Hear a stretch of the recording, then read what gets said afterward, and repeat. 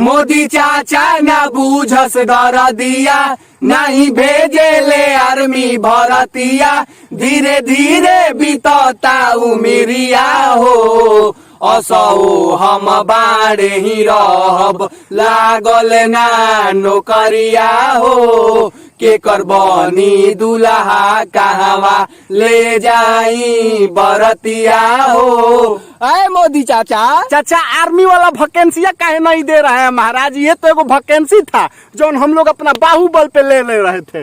दौड़ धूप के बरियार थे लोग, हम लोग फील्ड में दौड़ के नौकरी ले रहे थे आर्मी का, वो भी आप बंद कर दिए। ए दुर्गा माई तनी मोदी चाचा के सपना में आई आया के समझाई कि चाचा देश में नौकरी के वैकेंसी बरसाई। हाँ चाचा। मोदी चाचा बहुत सारे युवा बेरोजगार घूम रहे हैं, आप वैकेंसी नहीं भेजिएगा तो हम लोग का नौकरी नहीं लगेगा, नौकरी नहीं लगेगा तो हम लोग का बियाह नहीं होगा, अब बियाह नहीं होगा तो बारे मर जाएंगे हम लोग।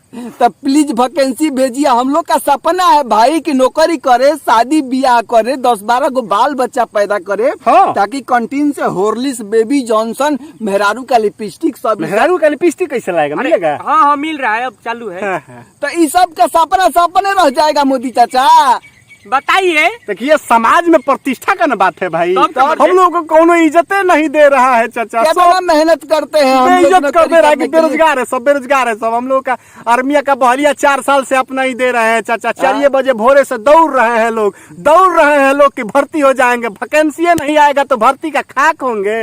ए चाचा आप तो कहते थे कि मेरे प्यारे देशवासियों आप लोग योगा करिए, योगा करिए। अरे योगा करते करते तो हम लोग योगासन हो गए हैं, अब क्या करें? घंटा योगा करे। अब यहाँ से वीडियो बनाने के बाद दौड़ने जाना है फिर फील्ड पे जाना है। हम लोग फिर 5 मिनट बाद फील्ड पे मिलेंगे चाचा। अभी देखिए अभी कितना पसीना हुआ है, हरा रहा है, लेकिन भीग फिर गया भी है हम लोग सब लगे हुए हैं। देखिए प्लीज आर्मी का वैकेंसी भेज दीजिए मोदी चाचा, प्लीज।